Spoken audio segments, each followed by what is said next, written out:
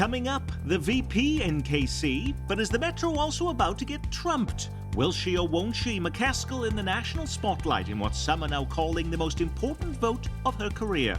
Plus a blame game in Westport and defacing the flag at KU. Is it art or a disgrace?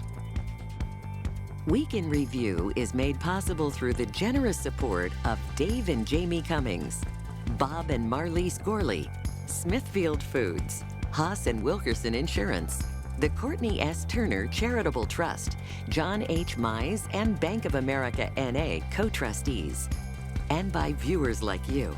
Thank you. Hello, I'm Nick Haynes. Those stories and so much more coming up in an action-packed edition of Kansas City Week in Review. From 41 Action News, reporter Kat Reed is with us, along with Kansas City Star columnist and editorial writer Mary Sanchez. From KMBC 9 News, chief political reporter Michael Mahoney, and from the pages of your Kansas City Star, Dave Helling. The Metro plays host to the Vice President this week, Mike Pence, headlining a fundraising event at the Carriage Club for Kansas Congressman Kevin Yoder, and keynoting a tax policy event at the downtown Marriott Hotel. It is great to be back in Kansas City with men and women who elected a Congress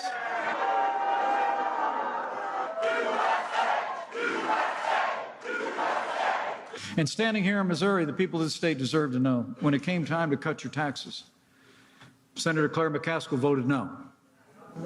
When it came time to letting Missouri families keep $2,200 more of your hard-earned money every year, Claire McCaskill voted no.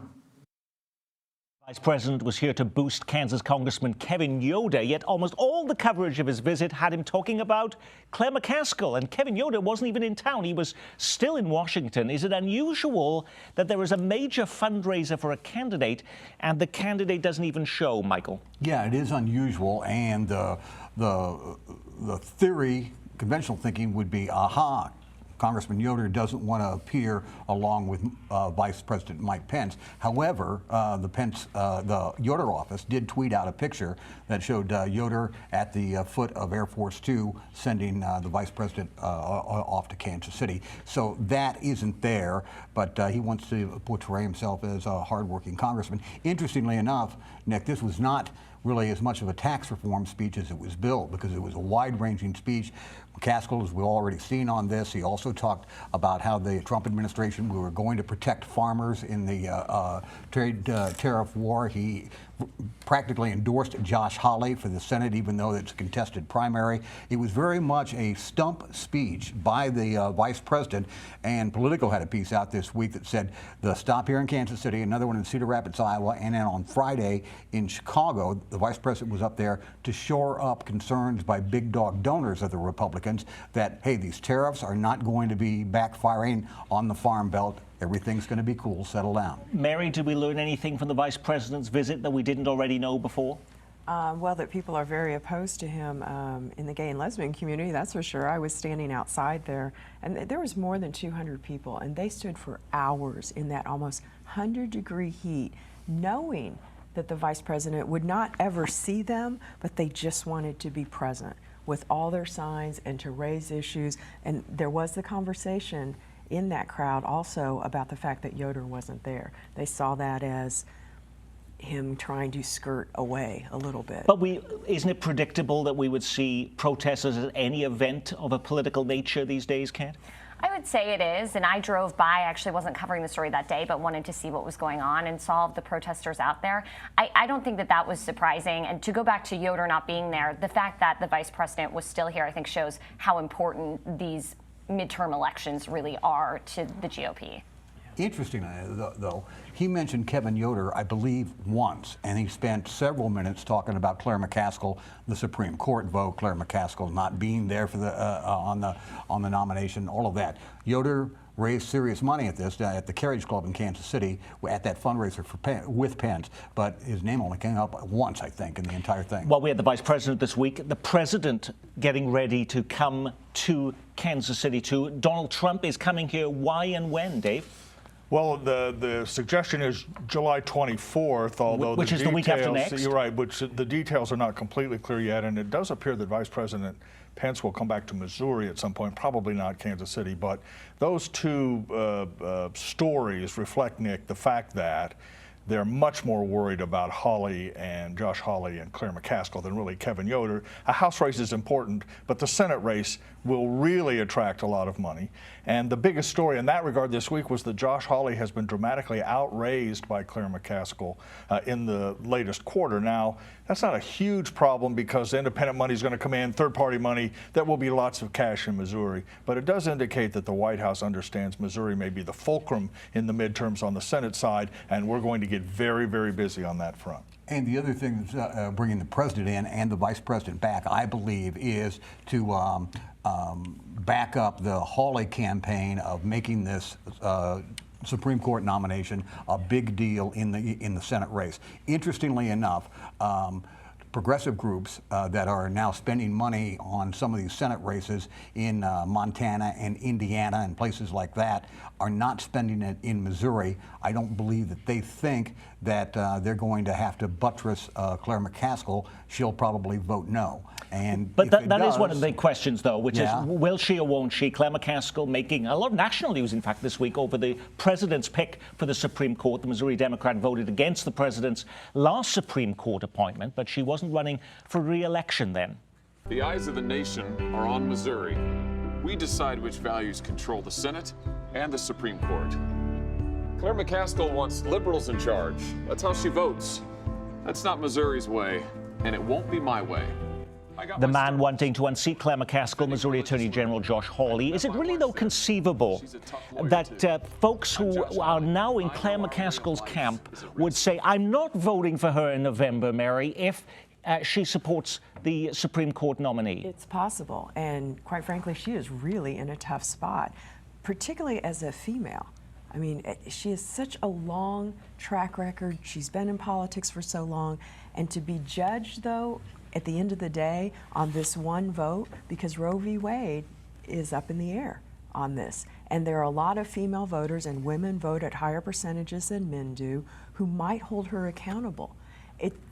It will be fascinating to see not only how she nuances it in conversations, but what she does finally do. Kat. What I found fascinating is you look at anyone who's currently up for re-election in a Democrat who might be in kind of a purple state.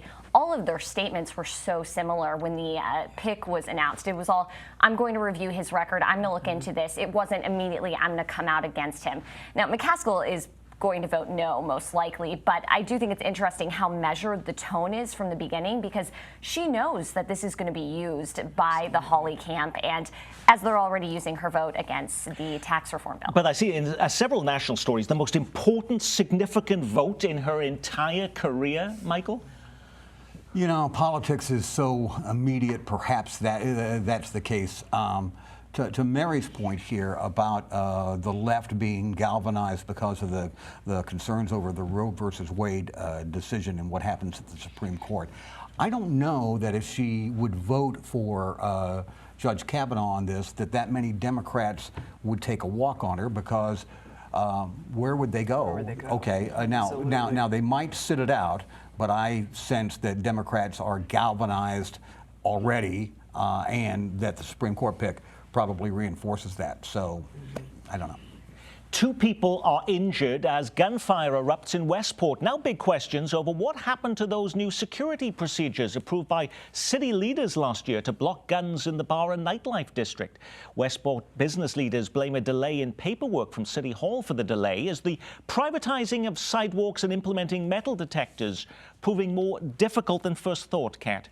What's very interesting about this is that a lot of people just didn't seem to know that the metal detectors weren't being used until this happened. Once we learned that, there was a lot of finger pointing. There was a blame game, because Westport initially said that we expected this paperwork from the city in January and we didn't get it until April. And then I went to the city and they said, well, actually, the Westport Business League messed up the paperwork the first time around. So this is the second time they're gathering signatures. It is a complicated process. Anytime you take something that is public and make it private, there are going to be a lot of steps. Mary. Well, that's all very true. There's a lot of finger pointing, and you could put a little bit of blame here and there. But the truth of it is they did have to restart some of the process, and some of the ownership is different now. There's been a lot of change in Westport. There's been a lot of change in some of that big property values of who controls. And there was always a lot of conversation among the business owners of what is the best thing to do. It's a problem. No one wants any more violence there. But how far do you go? So there's more trouble than what people want to admit to of getting everyone to sign on. And you have to do that again for this to go forward. But the city certainly this week not happy that they were somehow being blamed for these problems, Dave. Right, and as Kat and Mary have talked about, there is a lot of sort of pushing and shoving about who's ultimately responsible.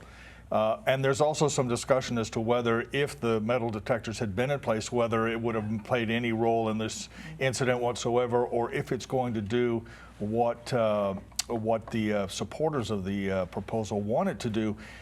You know, Westport has been, I've been on this show for 30 years now. I think the first one I ever did was talking about crime in Westport. So it is not easily solved. There is a lot of blame going back and forth, but it isn't clear that the solution is in sight, in my view. Speaking of crime, the killing of a UMKC student in Kansas City makes global news this week.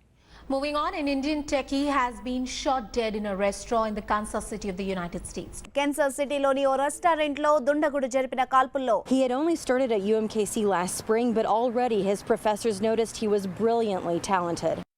25-year-old Sharath Kopu was shot to death while working a restaurant job at 54th and Prospect. The Star editorial calls it a gunshot reverberating around the world and claims the fatal shooting tells the world KC is dangerous. Last year, an Indian tech worker killed at a bar in Olathe in a hate crime attack. But isn't this different? No one is suggesting that he was killed because he was a foreigner, right? No. It's just more and I actually wrote the editorial, so I thought you did. Take the blame.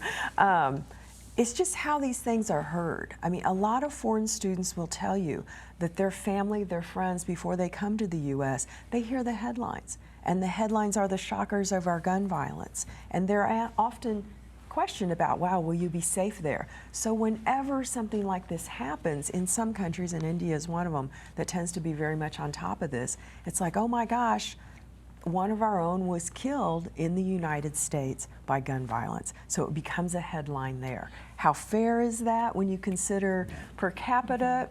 No. But when we even consider violence, period, and homicides, period, I just looked at the statistics from the Kansas City, Missouri Police Department. Actually, murders, contrary to what you may see from headlines, murders down 20% just this year alone. Well, yeah, but that still means that there's still a violent crime problem in Kansas City, and that's without dispute. Back to Mary's point a little bit, the nuances between these two terrible murders here in the Kansas City area, thousands of miles away, are lost. And what they see is that Indian nationals are being killed in Kansas, wherever that is, and whether it's Kansas City, Missouri, or Olathe, Kansas, that's lost, and it simply does not do any good for our reputation. And the problem with violent crime in here goes on and on and on, and it's very troubling. What constitutes art? Is flying an American flag splotched in what looks like black paint an act of artistic expression? Flying a defaced flag on this campus is just the exact opposite of what it means to be a Jayhawk. This is not art. This is a disgrace. This week in a story making national news, angry political leaders, including Kansas Governor Jeff Collier, forced KU to remove an altered flag flying outside of the university's oldest academic building, Spooner Hall. It's part of a public art program from a German artist based in New York and is intended to convey how divided the United States has become. But first of all, is there anything actually illegal about defacing a flag in the first place, Dave? Well, there are regulations about how flags are to be treated, and there are parts of the U.S. Code that have specific prohibitions in it, but by and large the Supreme Court has repeatedly said that use of the flag to make an artistic or a political statement is protected by the First Amendment. This would certainly qualify in that regard. Well, if it is qualifying, why was the university so fast to remove the flag? Because of politics. I think we should question that. I mean, if anything, this entire episode has made the artist's point, is that people in the U.S. are so divided, so polarized, you couldn't even have the conversation that it was meant to two-partly draw about, you know, what is free speech? You know, how can you desecrate a flag, and in what way? How should these things be promoted or shown within the art world? And I'll tell you what. This was red meat Thursday night at the governor's debate for the Republicans in Kansas. We didn't even get out of the gate before Governor Collier and Chris Kobach were arguing about who was the toughest on this. And this is the sort of thing that plays to the base of the Republican Party. First Amendment and free expression aside, this was all about, I'm tougher, I have the toughest teeth on this. Collier says, pull the flag down and take it out. Kobach says, don't even just pull it down, take it out. And by the way, I was 4 hours ahead of you on condemning it. You know. And going back to Mary's point, I think it's interesting. What was a public art display really became performance art in a way because of that reaction to it, and it really displayed exactly what the artist meant. And I will say that the flag was removed from public display. It is now actually still inside at the Spencer Museum of Art on the Lawrence campus, so it's still there.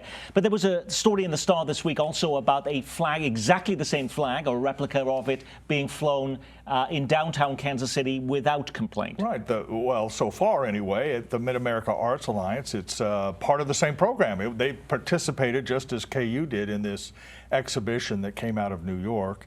And as far as we know, there haven't been great displays of anger directed at the flag, which, by the way, was flying yesterday afternoon. I didn't check this morning, around 20th in Baltimore. This is particularly helpful, though, I think, for Chris Kobach. Maybe Mike and Kat and Mary would agree, in part because he needed to get a bit of a spark of energy among his very committed base. This seems to be exactly the kind of story that would do that. But it was which Jeff is why he Collier, stepped the out governor, first. though, who actually said it needed to be removed. Right, and here's another thing to keep in mind, Nick, beyond just the politics of it. The governor and the state legislature controls the funding of the University of Kansas. Yep. They could step forward and cut that funding based on this flag, and private donors may be upset. The leadership at the University of Kansas understood all of those things, and that's why I think they took the action they did. They work hard, take a lot of grief from the public. Their decisions are routinely bashed by the media. So aren't your elected officials entitled to a few small perks to balance out the sacrifice they make? Free Chiefs and Royals tickets, an occasional free steak meal, a bottle of something special. Well, this week, Kansas City Councilman Scott Taylor introduces an ordinance that would block his fellow council members from taking gifts valued at more than $5. Mayor Sly James says the new measures does address a need, a political one. He questions the timing as election year pandering. Scott Taylor is now in his 8th year on the council, so why now? Did he reveal any unethical misdeeds over the last few months that required this policy? $5, the $5 limit is a starting point on negotiations here, and they will find some sort of ethics reform in between what he is proposing and what's on the books right now. This is something that Scott Taylor can run on in his race for mayor. Should there be some ethics reform? Absolutely. Missouri in general and Kansas City do have problems about politicians taking freebies or taking lunches or being beholden to lobbyists. The $5 floor is not realistic, but it's a starting point for negotiations. I see that in Missouri there are no limits on gifts to lawmakers, and Kansas limits the amount of gifts from lobbyists to lawmakers at $100, but there's no limits on food and alcohol. Why does Kansas City, Missouri need to do this when it's basically open season elsewhere, Mary? I think everyone needs to do it, but if Kansas City, Missouri can take the lead on this and do the right thing, then they should do that as with a good, solid piece of an ordinance, a law. You know, you don't want one that people can get around. I mean, there are reasons that you have ethical guidelines in these rules. There are reasons for it. We've had too many issues before where people are bought off, unfortunately. Kat. Well, there's another interesting aspect of this aside from the gifts. It would also change the time limit that you would need to stay out of lobbying, so from 1 year to 2 years. So that's another ethics reform that I think is interesting, and a lot of people have responded very positively to that idea. But no limits on how much money you can actually give to candidates in this. Well, right. It doesn't change campaign contributions in the Kansas City municipal elections, which are limited already, but it doesn't really affect that, and that's one of the criticisms of this proposal, that if you want to buy influence, you just do it through a campaign donation and not a free steak or a ticket to a game. Taylor says he's proposing this in part, Nick, to match the Clean Missouri initiative, which is on the ballot in November, and to try and bring Kansas City somewhat into a line with whatever that might be if it passes. There's clearly a political component to this, and the exchange between Scott Taylor and Scott Wagner over the last couple of days, and Jermaine Reed and the mayor is all very illustrative of that fact. There will be much more talking about this before something is actually done. Dave, at a 10,000-foot level, last Tuesday, I believe it was, Jay Barnes, who's head of the Greitens investigation in the Missouri House, filed a comprehensive 25-page, highly detailed report about the dark money and the secondhand money that was being funneled around the Greitens administration. The same people that were running the Greitens for Missouri campaign, in many cases, were also running the New Missouri campaign. The New Missouri campaign put up campaign-style spots advocating the governor's position. Nothing wrong with that, but with the new campaign limit in Missouri of $2,600 per person, these folks were out soliciting six-figure and sometimes seven-figure donations secret donations to go to New Missouri, and then they'd backhand it and give it to Greitens, Missouri. And in some cases, some of these emails say, have EG make this call. This whole idea about money in politics, dark money in politics, which goes all the way from City Hall to the U.S. Capitol, you know, needs to be addressed. And the Jay Barnes complaint is illustrative of the problem in Missouri. Housing is in the headlines this week. There's been tons of talk about the lack of affordable housing in Kansas City. Is there now action to do something about it? Is related to good health. And good health is related to good jobs. Congressman Emanuel Cleaver announcing a new program giving up to 300 area families cash help with the down payment on a home. The project is being funded by Wells Fargo, that some news reports claim is now trying to repair a reputation after a series of scandals involving millions of fake bank accounts. Also this week, Kansas City Councilman Scott Taylor, he's been busy proposing a new affordable housing fund to build new homes and apartments. How would that be paid for, Dave? Leftover TIF money is his proposal. When a TIF, a tax increment financing program, goes forward, sometimes when they're over, some money is left over sloshing around. He wants to sweep that into a fund. There are council members talking about alternative uses for that money coming back to the city. Affordable housing will be one of the most important issues of the coming council and mayoral races, Nick, but the scope of the problem is huge, and the cost to solve it is massive, particularly on a local scale. It'll be fascinating to watch the proposals that come out over the next several months about this issue. I think the concern right now is that the surplus TIF money is not going to be a reliable, sustainable, long-term source of funding for housing. I think one thing that we need to keep in mind here is that the city is in the midst of a huge undertaking. They're drafting a 5-year housing policy right now that's expected either this month or next month. And so some of the things such as how do we define affordability, all of that is going to be addressed in this policy. And they're also looking for alternative sources of funding because state and federal funding has not been constant and is lacking, and so they're having to make up for it on a local level. I mentioned the Wells Fargo and sort of reputation building, but does that really matter, Michael Mahoney, if it's actually helping people in Kansas City, up to 300 families put up to $15,000 on a down payment on a home? Sure, it's great. It's a great little program. This is the second time they've done it here in Kansas City. They did it, I think, 4 years ago, about the same size program, helping 300 families. However, today, in 2018, as soon as you hear the phrase Wells Fargo, you immediately go back to that banking scandal. I asked that question at that news conference, and they said, no, these things are unrelated. We had a program here before. We've done 60 projects like this around there, but it's an inescapable fact. People have take a look at Wells Fargo, and they've got an image problem. They're trying to address it, but it's there. We've talked extensively about what's been happening to the voter-approved KCI terminal project, from its delays to its expanded cost. What about the biggest project in Johnson County? At the same time you were voting for Donald Trump and Hillary Clinton, voters in Johnson County were asked to approve a 1/4-cent sales tax to fund a new courthouse. Groundbreaking began this week on the nearly $200 million project. Is it on time and on budget, or like the airport running into snags, delays and cost overruns, Dave? It's a tad behind schedule, but basically no one is freaked out about it. There was controversy over the condemnation of a couple of dozen homes directly north of where the new courthouse is going to go to put in a parking lot. They indeed paved paradise to put up a parking lot. I don't know if you've heard that song before, but I did right off the top of my head. But so there was some controversy over that, and some commission members have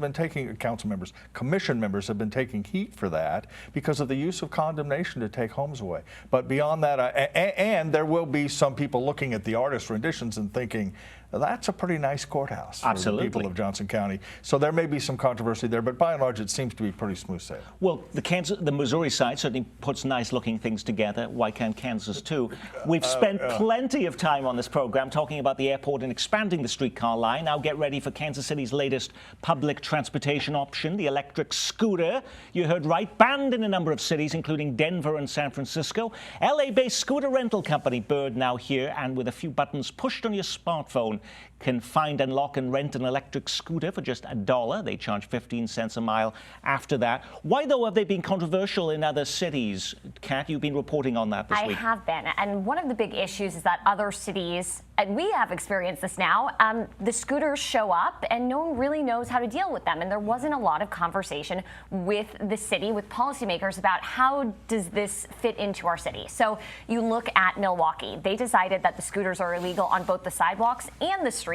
Now the city of Milwaukee is suing Bird, telling them to get out, saying that, they told them this is illegal, and the company continued to operate. Denver also said, you've got to get out of town. So there's this controversy of them, to use another Bird metaphor, if you're not sick of them by the end of this week, they swoop in, kind of, and people are still trying to figure out how they fit. And that is our Week in Review. Our thanks to our news reviewers from KMBC 9 News, Michael Mahoney, and from The Star, Dave Helling. From 41 Action News, Kat Reed, and The Star's Mary Sanchez. I'm Nick Haynes. From all of us at KCPT, we're flying out of here. Goodbye.